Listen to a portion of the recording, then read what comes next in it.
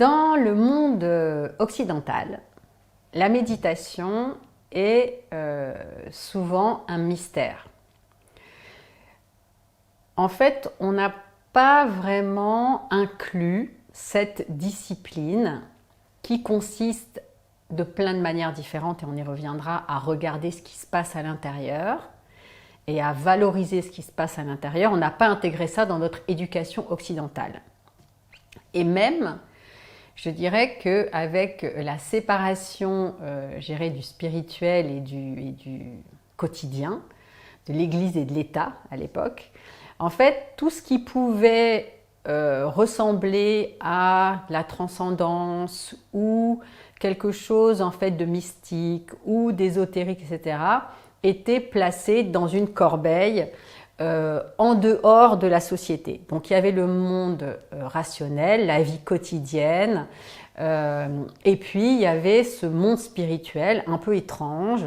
que les religions abordaient d'une certaine manière, mais pas tout à fait,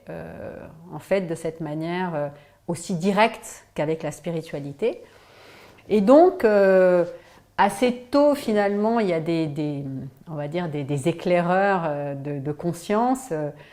qui sont partis explorer les contrées lointaines,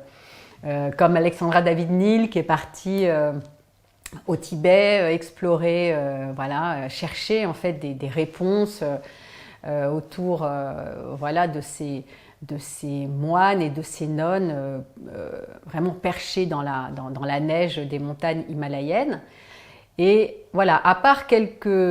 jusque dans les années 70, à part quelques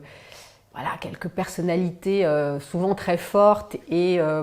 plus ou moins rigoureuses, c'est-à-dire qu'il y a aussi tout le monde de l'occulte, de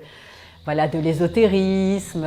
de faire tourner les tables, de Madame Irma et compagnie. Donc il y avait une espèce de fatras en fait qui